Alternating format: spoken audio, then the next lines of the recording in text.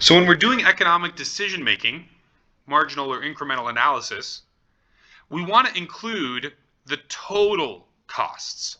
So we're going to be looking at the economic profit. Economic profit is our total revenue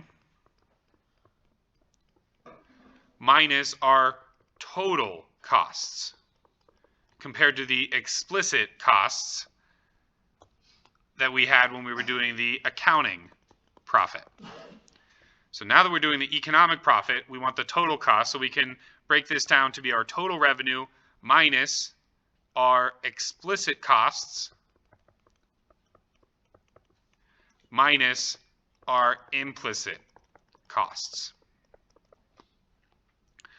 So let's say that our foregone wages were $8 for the hour. Let's say the foregone interest is $4 divided by 365. Let's just say that is 0.1. Let's say it's 10 cents. So 10 cents in foregone interest for the day.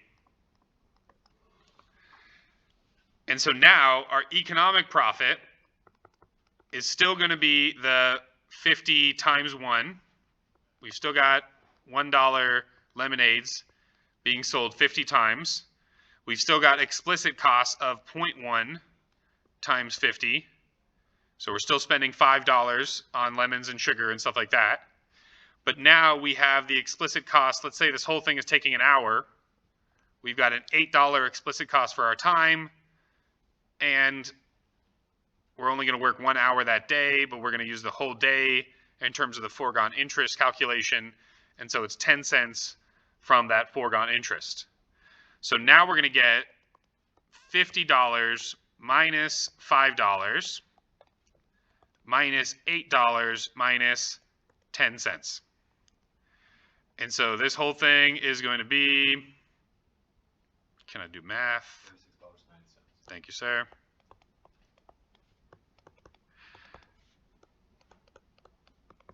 And now, because of the fact that we've figured out the economic profit, now we can make a calculation and say, is this greater than 0? If it is greater than 0, then it makes sense to do it. It makes economic sense. Wow. Sorry, everybody. Sticky keys. To do it. Now, let's say the opportunity cost increased and you got a promotion or you graduated college and now you're able to make $80 an hour. Well, now at $80 an hour, this calculation looks a lot different, right? Now, instead of positive 36.90, it's something like negative 35.10. So if our opportunity cost increases, the same decision that made sense before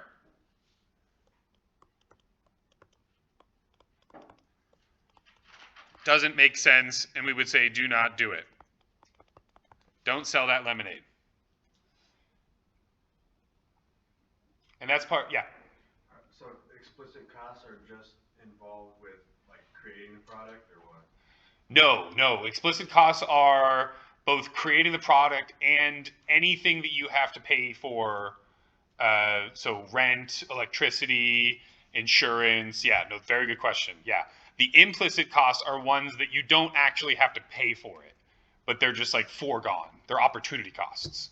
So, you get a power bill, you have to pay that. That's an explicit cost. You get a bill for the amount of coffee that you're using in your coffee shop. That's an explicit cost. You get a bill for your wages of your workers. But what you don't get a bill for is the cost of your own time.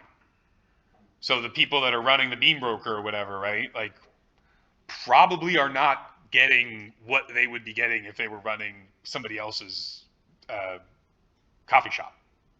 Like they're probably earning less than that. And part of that is there's a hope that like you're building, a brand and you're building a business and maybe you'll be able to sell it at some point and exit and stuff like that, right? But it's, the reality is that it ends up you know, there's a scaffolding of where owners pay, like they pay their employees first, they pay their employers, you know, they pay their utility company second, they pay their suppliers third, they pay, you know, their creditors fourth, and then it's like they pay themselves last.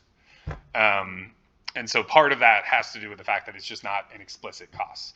The other thing is like the money that people will put into something or think about putting into something, and they won't think about the fact that, you know, there's a real opportunity cost of, yeah, you can spend $100,000, you know, buying this coffee shop, but you could also take $100,000 and put it in a treasury bill and get 5% right now. And so that calculation should be taken into account when you're figuring out is something profitable or not. Yeah, good question. And the other side of it too is like, let's say you don't have the $100,000. If you need to borrow the $100,000, then you need to think about the interest rate of what that's going to be. Are you going to be able to make enough money, not just to pay your employees and everything and to pay yourself, but to pay that interest? That's part of why in high interest rate environments like we have right now, there's less economic activity. And that's part of the design. They're trying to slow economic activity down to keep prices under control, so that we don't have rampant inflation. Good questions.